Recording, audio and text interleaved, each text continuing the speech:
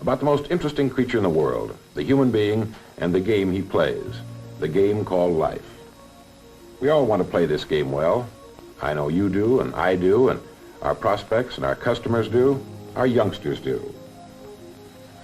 It's possible to play this game in such a fashion that we can go all through life going from one success to another, knowing the joy that comes from accomplishment, getting the things we want for ourselves and our families, if we learn just a few rules about this game. To my way of thinking, the story of a man's life is the story of a search, an odyssey. It's the most exciting thing, of course, that he can do. I believe that the happiest men in the world are those who know exactly what it is they seek and then devote their lives to making that come true. I think all men are dreamers, but I'm afraid that most men are content to pass off what they consider idle daydreaming and return to what we call the visible, well-marked path in life that they feel must be the best path because it carries the heaviest traffic. The point I want to make today is that the road in life with the heaviest traffic is not necessarily the right road to follow. And usually it's the wrong road to follow. Perhaps the best way to do this is to tell you a little bit about my own road. I spent more than 17 years looking for something that had been published in more than 50 million books, something that was older than the pyramids.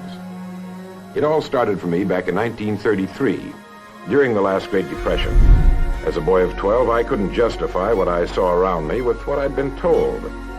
I had always been told that man was God's noblest creature and that he had dominion over the earth and all its creatures, and yet the people in my neighborhood didn't have dominion over a steady job. They were poor, yet there was plenty of money around. No one had buried it in 1929. They had no education, yet it was free and on every side of them. They had very little food, yet it was being raised in abundance all over the country. They lived in inadequate and ugly dwellings, yet there were beautiful homes for sale.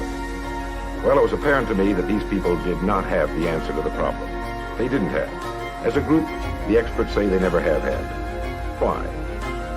I used to ask them, why are we caught in this depression, this fix we're in? It's a very human thing.